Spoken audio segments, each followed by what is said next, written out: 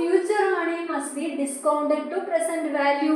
Future money നമ്മൾ ഫ്യൂച്ചറിൽ കിട്ടാൻ പോകുന്ന രൂപ നമ്മൾ ഇപ്പോഴത്തെ പ്രസന്റ് വാല്യൂ പ്രകാരം അതിന് ഡിസ്കൗണ്ട് വരികയാണ്. ഡിസ്കൗണ്ട് ചെയ്തിട്ടാണ് നമ്മളത് കാൽക്കുലേറ്റ് ചെയ്യുന്നത്.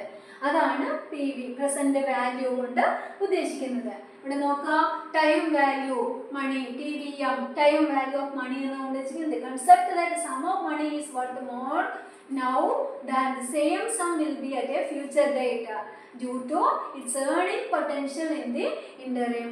അതിൽ പറയുന്ന ഇതാണ്, നമ്മളുടെ വാല്യൂ ഈക്വൽ അല്ല, ഫ്യൂച്ചറിലുള്ള മണി വാല്യൂ ഇപ്പോഴത്തെ പ്രസന്റ് വാല്യൂയിലേക്ക് മാറ്റിയിട്ടാണ് നമ്മൾ ഓരോ കാൽക്കുലേഷനിൽ തീരുമാനമെടുക്കുന്ന സമയത്ത് ആ ഒരു കൺസെപ്റ്റ് പ്രകാരം, ഈ ഒരു പ്രിൻസിപ്പിൾ പ്രകാരമാണ് നമ്മൾ ടൈം വാല്യൂ കാൽക്കുലേറ്റ് ചെയ്യുന്നത്.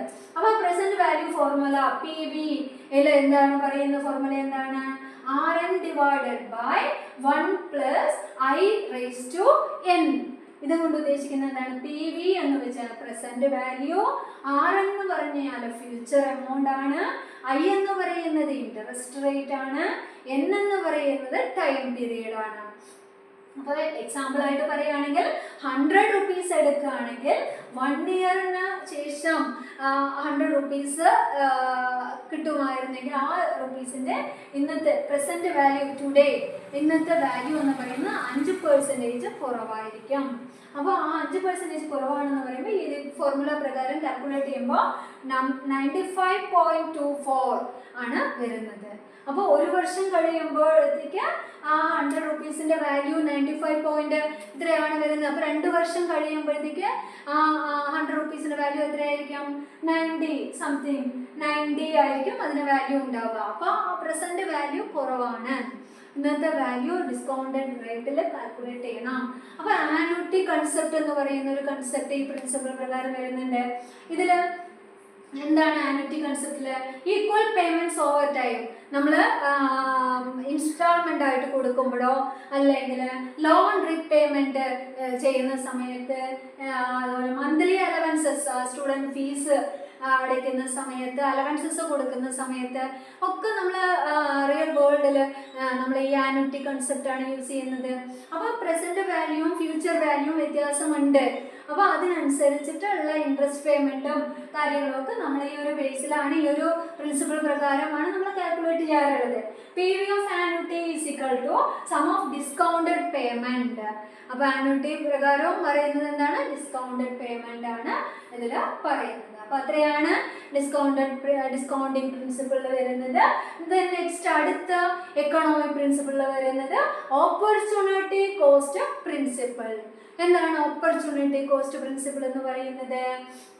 ഇതില് ഓപ്പർച്യൂണിറ്റി കോസ്റ്റ് എന്ന് പറയുന്നത് നെക്സ്റ്റ് ബെസ്റ്റ് ആൾട്ടർനേറ്റീവ് ഫോർഗോൺ.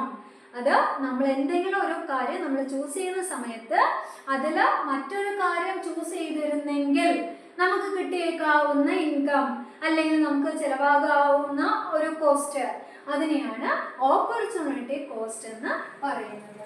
അപ്പോൾ ഇതിൽ എക്സാമ്പിൾ ആയിട്ട് പറയുകയാണെങ്കിൽ നമ്മൾ ഗ്രോയിങ് വീറ്റ് എന്ന് പറയും, നമ്മൾ ഗോതമ്പാണ് കൃഷി ചെയ്യുന്നതെങ്കിൽ നമുക്ക് അതിന് എത്രമാത്രം ചിലവ് വന്നോ, വീറ്റോ റൈസോ നമ്മൾ കൾട്ടിവേറ്റ് ചെയ്യുന്ന സമയത്ത് നമുക്ക് എത്രയാണ് കോസ്റ്റ് വരുന്നത്, ഈ കോസ്റ്റ് നമ്മൾ കമ്പയർ ചെയ്യാണ്.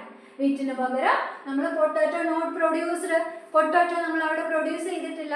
അപ്പോൾ പൊട്ടാറ്റോ പ്രൊഡ്യൂസ് ചെയ്യുമായിരുന്നെങ്കിൽ നമുക്ക് വരുന്ന ചിലവ് എത്രയാകുമായിരുന്നു. അപ്പോൾ ആ ചിലവ് നമ്മൾ കിട്ടുന്ന സമയത്ത് നമ്മൾ അവിടെ ഉപേക്ഷിക്കേണ്ടതായിട്ട് വരും, മാറ്റി വെക്കേണ്ടതായിട്ട് വരും.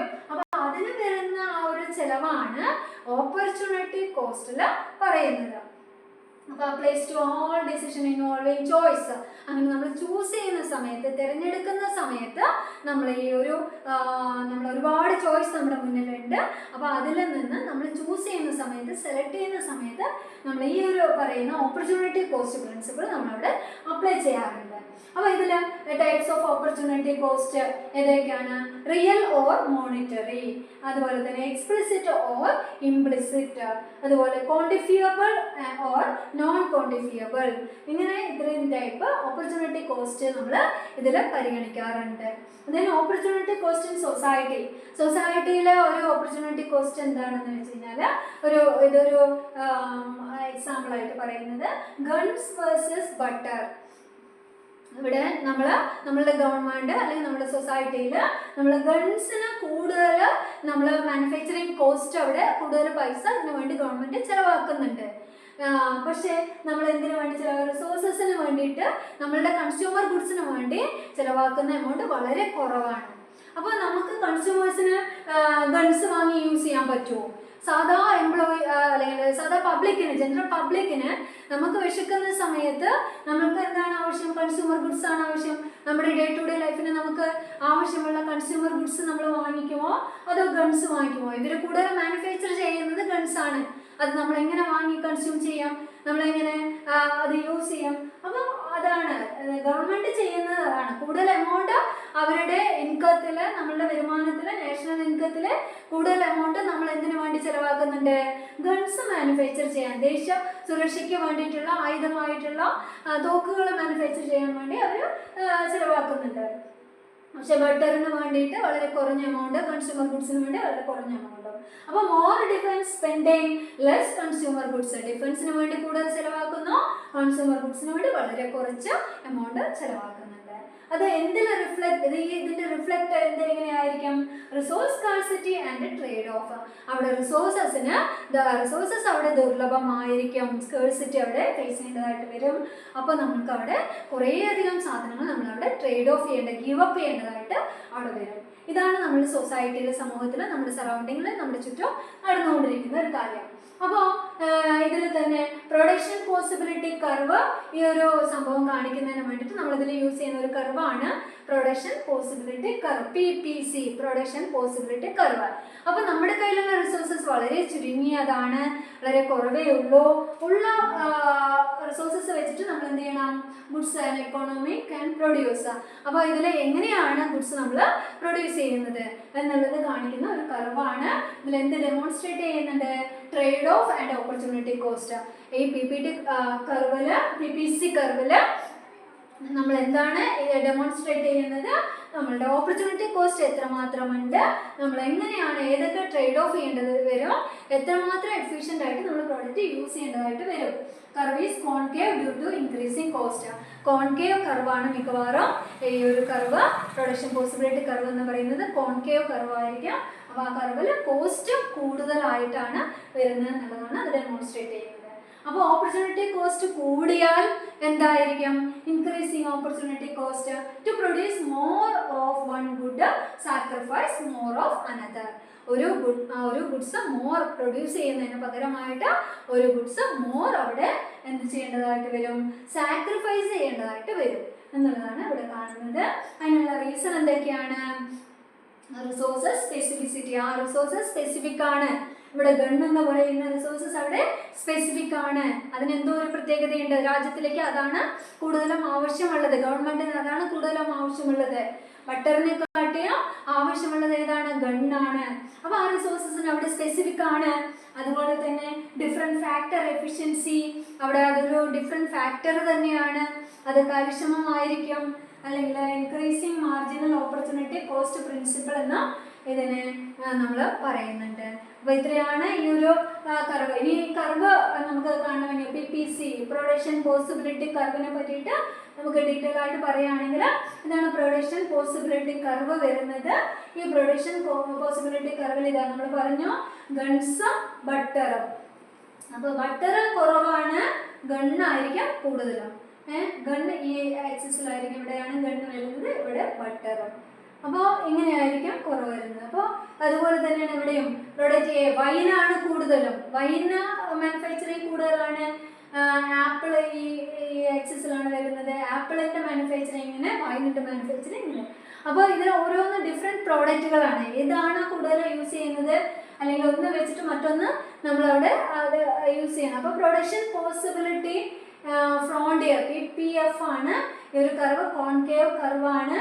അതിൽ ABCDF എന്ന് പറയുന്ന പോയിന്റുകൾ വന്നിട്ടുണ്ട് ഈ കർവിൽ. എങ്ങനെയാണ് ഈ ഒരു ഡയഗ്രാം നമുക്ക് മനസ്സിലാക്കാൻ പറ്റുന്നത് നോക്കുക. എക്സ് ആക്സിസിൽ ക്വാണ്ടിറ്റി ഓഫ് ഗുഡ്, എക്സ് ആക്സിസും വൈ ആക്സിസും ഇവിടെ തന്നിട്ടുണ്ട്. രണ്ടിലും ഓരോ ഗുഡ്സ് അവിടെ പറയുന്നത്. ഗുഡ്സ് എയും ഗുഡ്സ് ബിയും പറയുന്നുണ്ട്. അതിൽ പോയിന്റുകൾ ABC എന്ന് പറയുന്നത് കീ പോയിന്റ്സ് ആണ്. ABC പോയിന്റിനെ എന്തിനെ ഡിനോട്ട് ചെയ്യുന്നുണ്ട്? Efficient use of resources. ഇതിലാണ് നമ്മൾ ഏറ്റവും മാക്സിമം യൂട്ടിലൈസേഷൻ ഓഫ് റിസോഴ്സസ്. നമ്മുടെ കയ്യിൽ കിട്ടുന്ന വിഭവങ്ങൾ നമ്മൾ എവിടെ മാക്സിമം നമ്മളവിടെ യൂട്ടിലൈസ് ചെയ്യുന്ന പോയിന്റുകളാണ് ABC എന്ന് പറയുന്ന പോയിന്റുകളിലെല്ലാം നമ്മൾ എത്രത്തോളം അതിനെ യൂസ് ചെയ്യാൻ പറ്റും, കിട്ടുന്ന വിഭവങ്ങളെ എത്രത്തോളം നമുക്ക് യൂസ് ചെയ്യാൻ പറ്റുമോ അത്രത്തോളം നമ്മളവിടെ യൂസ് ചെയ്യുന്നതായിട്ടാണ് നമുക്കിവിടെ എക്സ്പ്ലെയിൻ ചെയ്യാൻ പറ്റുക. Then point inside the curve D. ഈ കർവിന് അകത്തുള്ള D എന്ന് പറയുന്ന പോയിന്റിൽ എന്താണ് ഉദ്ദേശിക്കുന്നത്? ഇൻഎഫിഷ്യന്റ്, അണ്ടർ യൂട്ടിലൈസേഷൻ ആണ്. അവിടെ നമ്മൾ എത്ര എഫിഷ്യൻസി അല്ല, ഇവിടെ ഇൻഎഫിഷ്യന്റ് ആണ്. ഈ പോയിന്റുകൾ എഫിഷ്യന്റ് ആണെങ്കിൽ ഇവിടെ വരുന്നത് ഇൻഎഫിഷ്യൻസി, അത് കാര്യക്ഷമമല്ല, അവിടെ യൂസ് ചെയ്യുന്നത് കാര്യക്ഷമമായിട്ടല്ല എന്നുള്ളതാണ് അതിൽ പറയുന്നത്. ദെൻ F എന്ന് പറയുന്നത് നമുക്ക് അൺഅറ്റൈനബിൾ വിത്ത് കറണ്ട് റിസോഴ്സസ്. ഇത് നമുക്ക് എത്തിച്ചേരാൻ പറ്റാത്ത, അല്ലെങ്കിൽ നമുക്കത് യൂസ് ചെയ്യാൻ പറ്റാത്ത ഒരു കാര്യമാണ് F എന്ന് പറയുന്നത്. അത് അകലെയാണ്, നമുക്ക് അത്രയും നമുക്ക് അച്ചീവ് ചെയ്യണമായിരുന്നു, പക്ഷെ നമുക്കത് സാധിക്കുന്നില്ല. അപ്പോൾ ആ ഒരു കാര്യമാണ് ഈ ഒരു കർവിൽ നമുക്ക് എക്സ്പ്ലെയിൻ ചെയ്യാനുള്ളത്. ഇനി ഡൗൺവേർഡ് സ്ലോപ്പ് ആണെങ്കിൽ, ഇത് കർവ്ഡ് ഷേപ്പ് കൊണ്ട് ഡൗൺവേർഡ് സ്ലോപ്പ് ആയിട്ടുള്ള എന്താണ് കർവാണെങ്കിൽ, അല്ലെങ്കിൽ ആ ഒരു ഗ്രാഫ് അങ്ങനെയാണെങ്കിൽ, more one good less of another must be produced. Concave ആണെങ്കിൽ increasing opportunity cost more important concept അങ്ങനെയായിരിക്കും. അപ്പോൾ ഇതിൽ ശ്രദ്ധിക്കുക, കോൺകേവ് PPC ആണെങ്കിൽ ഇൻക്രീസിങ് ഓപ്പർച്യൂണിറ്റി കോസ്റ്റ് ആണെങ്കിൽ, ലിനിയർ PPC ആണെങ്കിൽ കോൺസ്റ്റന്റ് ഓപ്പർച്യൂണിറ്റി കോസ്റ്റ് ആയിരിക്കും. ഇതാണ് ഈ ഒരു കർവിനെ പറ്റി നമുക്ക് പറയാനുള്ളത്. അപ്പോൾ ഇതിൽ ട്രേഡ് ഓഫുകൾ, അല്ലെങ്കിൽ ഓപ്പർച്യൂണിറ്റി കോസ്റ്റ്, അല്ലെങ്കിൽ സാക്രിഫൈസ്, ഇൻഎഫിഷ്യൻ്റ്, എഫിഷ്യൻസി, ഇങ്ങനെയെല്ലാം നമുക്ക് ഈ ഒരു കർവ് വെച്ചിട്ട് പറയാനായിട്ട് പറ്റും. ഇനി നമ്മൾക്ക് മെയിനായിട്ടുള്ള ഒരു കൺസെപ്റ്റിലേക്ക് കടക്കുകയാണ്. ഇതിൽ ഇൻവിസിബിൾ ഹാൻഡ്. എന്താണ് ഇൻവിസിബിൾ ഹാൻഡ് എന്ന് പറയുന്നത്? അദൃശ്യമായിട്ടുള്ള ഒരു ശക്തി, ഒരു പവർ, അത് മാർക്കറ്റിൽ ഉണ്ട് എന്നുള്ളത് ആരാണ് പറയുന്നത്? ആഡം സ്മിത്ത്, നമ്മളുടെ മോഡേൺ എക്കണോമിസ്റ്റ് ആയിട്ടുള്ള, ആധുനിക സാമ്പത്തിക ശാസ്ത്രത്തിന്റെ പിതാവായിട്ടുള്ള ആഡം സ്മിത്തിന്റെ ഒരു കൺസെപ്റ്റ് ആണ് ഒരു ഇൻവിസിബിൾ ഹാൻഡ് എന്ന് പറയുന്ന കൺസെപ്റ്റ്. ഇതിൽ നമ്മളുടെ സൊസൈറ്റിയിൽ ഇങ്ങനെ ഒരു ഹാൻഡ് അവിടെ ഉണ്ടായിരിക്കും, അദൃശ്യമായിട്ടുള്ള ഒരു പവർ, ഒരു ശക്തി അവിടെ ഉണ്ടായിരിക്കും, ഒരു മെറ്റഫർ അവിടെ ഉണ്ടായിരിക്കാം. ഫോർ ദി അൺസീൻ ഫോഴ്സസ്, നമുക്ക് കാണാൻ പറ്റാത്ത അദൃശ്യമായിട്ടുള്ള ഒരു ഫോഴ്സ് അവിടെ ഉണ്ട്. That move the free market economy. ആ ശക്തിയാണ് മാർക്കറ്റിനെ നയിക്കുന്നത്. അപ്പോൾ മാർക്കറ്റിനെ കൺട്രോൾ ചെയ്യുന്ന, മാർക്കറ്റിനെ നേരായ വഴിക്ക് നയിക്കുന്ന, അല്ലെങ്കിൽ ആ ഒരു ശരിയായിട്ടുള്ള ആ ഒരു കൺസെപ്റ്റിലേക്ക് എത്തിക്കാൻ പറ്റുന്ന ഒരു അദൃശ്യമായിട്ടുള്ള ഒരു ശക്തി, ഒരു പവർ അവിടെ ഉണ്ട് എന്നുള്ളതാണ് ആഡം സ്മിത്ത്, നമ്മുടെ ആധുനിക സാമ്പത്തിക ശാസ്ത്രത്തിന്റെ പിതാവായിട്ടുള്ള ആഡം സ്മിത്ത് പറയുന്നത് അതാണ്. അപ്പൊ എന്താണ് ഇൻവിസിബിൾ ഹാൻഡിൽ പറയുന്നത്? Profit seeking producers will make more. ലാഭമാണ് ഏതൊരു പ്രൊഡ്യൂസറുടെയും അൾട്ടിമേറ്റ് എയിം എന്ന് പറയുന്നത്. അപ്പോൾ അവർ ആഗ്രഹിക്കുന്നത് എന്താണ്? ലാഭം ഉണ്ടാക്കണം. ലാഭം ഉണ്ടാക്കാൻ വേണ്ടി അവർ പ്രൊഡ്യൂസ് ചെയ്യുന്നുണ്ട്, മാനുഫാക്ചർ ചെയ്യുന്നുണ്ട്, അവരത് വിൽക്കുന്നുമുണ്ട്, പ്രൈസ് ചുമത്തുന്നുണ്ട്, അതിൽ നിന്ന് ലാഭം ഉണ്ടാക്കുന്നുണ്ട്. അവർ ലാഭം ഉണ്ടാക്കുമ്പോൾ ലാഭം ഉണ്ടാക്കാനുള്ള എയിമോടുകൂടി അവർ മാനുഫാക്ചർ ചെയ്യുമ്പോൾ ഇതിന് ബെനിഫിറ്റ് ആർക്ക് കിട്ടുന്നുണ്ട്? കൺസ്യൂമർക്കാണ് കിട്ടുന്നത്. സൊസൈറ്റീൻ്റെ ആവശ്യങ്ങൾക്കനുസരിച്ച് ഓട്ടോമാറ്റിക്കലി അതവിടെ മാനുഫാക്ചർ ചെയ്ത് പോകുന്നു. അപ്പോൾ കൺസ്യൂമറുടെ ആവശ്യം എന്താണ്, പബ്ലിക്കിൻ്റെ ആവശ്യം എന്താണ്, അതിനനുസരിച്ചിട്ടുള്ള പ്രോഡക്റ്റ് മാനുഫാക്ചർ ചെയ്താലേ ലാഭം ഉണ്ടാകുകയുള്ളൂ എന്നുള്ളത് പ്രൊഡ്യൂസർക്ക് മനസ്സിലാക്കി പ്രൊഡ്യൂസർ മാനുഫാക്ചർ ചെയ്യുന്നുണ്ട്. ദെൻ ഗവൺമെൻറ് ഒരിക്കലും ഇതിൽ ഇടപെടുന്നില്ല. ഒരു ഗവൺമെന്റും ഒരു രാജ്യത്തും ഒരു ഗവൺമെന്റും ഇതിൽ ഇടപെടാതെ തന്നെ എന്ത് നടക്കുന്നുണ്ട്? മാർക്കറ്റിലുള്ള കാര്യങ്ങൾ, മാനുഫാക്ചറിങ്ങും ബൈയിങ്ങും സെല്ലിങ്ങും അവിടെ നടക്കുന്നുണ്ട്. അതുപോലെ തന്നെ കോമ്പറ്റീഷൻ കീപ്സ് ക്വാളിറ്റി ഹൈ. അപ്പോൾ കോമ്പറ്റീഷൻ അവിടെ നടക്കുന്നുണ്ട്. അവിടെ ഈ മാനുഫാക്ചേഴ്സ് തമ്മിൽ ഒരു കോമ്പറ്റീഷൻ അവിടെ നടക്കുന്നുണ്ട്. ആ കോമ്പറ്റീഷന്റെ ഭാഗമായിട്ട് അവരെന്തിനു ശ്രമിക്കുന്നുണ്ട്? വില കുറച്ചുകൊണ്ട്, കോസ്റ്റ് കുറച്ചുകൊണ്ട് നല്ല ക്വാളിറ്റിയുള്ള പ്രോഡക്റ്റ് കൺസ്യൂമേഴ്സിന് കൊടുത്താലേ അവർക്ക് ലാഭം ഉണ്ടാക്കാൻ സാധിക്കുകയുള്ളൂ എന്നുള്ള ഒരു കൺസെപ്റ്റ് വെച്ചിട്ട് അവരെന്ത് ചെയ്യുന്നുണ്ട്? അതിന് ശ്രമിക്കുന്നുണ്ട്. അപ്പോൾ അങ്ങനെയുള്ള ഒരു കോമ്പറ്റീഷൻ പ്രൈസ് കുറയ്ക്കുന്നുണ്ട്, ക്വാളിറ്റി കൂട്ടുന്നുണ്ട്, കൺസ്യൂമേഴ്സിന് മാക്സിമം ബെനിഫിറ്റ് അവിടെ കിട്ടുന്നുണ്ട്. ഒരു ഗവൺമെന്റും അവിടെ ഇടപെടേണ്ട കാര്യം അവിടെ വരുന്നില്ല. അപ്പോൾ കോമ്പറ്റീഷനും സെൽഫിഷ്നെസ് ആണ് അവിടെ വരുന്നത്. പ്രൊഡ്യൂസേഴ്സിന്റെ സെൽഫിഷ്, അവർ എത്രമാത്രം സെൽഫിഷ് ആണെങ്കിലും, സെൽഫ് ഇൻട്രസ്റ്റ് ആണെങ്കിലും, ലാഭം ഉണ്ടാക്കുകയാണെങ്കിലും അവിടെ എന്തുണ്ടാവുന്നുണ്ട്? സമൂഹത്തിന്റെ താല്പര്യം അവിടെ സംരക്ഷിക്കപ്പെടുന്നുണ്ട്, കൺസ്യൂമേഴ്സിന്റെ ആവശ്യം അവിടെ നടന്നു പോകുന്നുണ്ട്. അപ്പൊ അങ്ങനെ ഒരു ഇൻവിസിബിൾ ഹാൻഡ് അവിടെ, അദൃശ്യമായിട്ടുള്ള ഒരു ശക്തി അവിടെ ഈ മാർക്കറ്റിനെ മൊത്തത്തിൽ റെഗുലേറ്റ് ചെയ്യുന്ന ഒരു പവർ അവിടെ ഉണ്ട് എന്നുള്ളതാണ് ആഡം സ്മിത്ത് പറയുന്നത്. അപ്പൊ ആരും കൺട്രോൾ ചെയ്യേണ്ട കാര്യമില്ല. എത്രമാത്രം സെൽഫ് ഇൻട്രസ്റ്റ്, എത്രമാത്രം സെൽഫിഷ്നെസ് അവിടെ ഉണ്ടെങ്കിലും, പ്രൊഡ്യൂസേഴ്സ്, മാനുഫാക്ചേഴ്സ്, ബിസിനസ്സുകാർക്ക്, മാനേജ്മെന്റിന് എത്രമാത്രം സെൽഫിഷ്നെസ് ഉണ്ടെങ്കിലും അവിടെ അത് എന്തിലേക്ക് നയിക്കും? അതൊരു നന്മയിലേക്ക്, അല്ലെങ്കിൽ സമൂഹത്തിന്റെ ആവശ്യങ്ങൾ, മാർക്കറ്റിന്റെ ആവശ്യങ്ങൾ, എക്കണോമിയുടെ ആവശ്യങ്ങൾ അതിലൂടെ നടന്നു പോകുന്നുണ്ട്. സെൽഫ് റെഗുലേഷൻ, ഇൻവിസിബിൾ ഹാൻഡിലൂടെയുള്ള ആ ഒരു റെഗുലേഷൻ അവിടെ മാർക്കറ്റിനകത്ത് നടക്കുന്നുണ്ടെന്നാണ് ആഡം സ്മിത്ത് പറയുന്ന ഒരു കാര്യം. അപ്പോൾ ഈ ഒരു ചാപ്റ്റർ ഇതോടുകൂടി അവസാനിക്കുകയാണ്. നമ്മുടെ കൺക്ലൂഷനായിട്ട് പറയുകയാണെങ്കിൽ ഈ ചാപ്റ്ററിൽ നമ്മൾ എന്തൊക്കെയാണ് നോക്കിയിട്ടുണ്ടായിരുന്നത്? ഫേമുകൾ എന്തിനെ കൺവേർട്ട് ചെയ്യും? ഇൻപുട്ടിനെ ഔട്ട്പുട്ടുകളാക്കി കൺവേർട്ട് ചെയ്യുന്നുണ്ട്.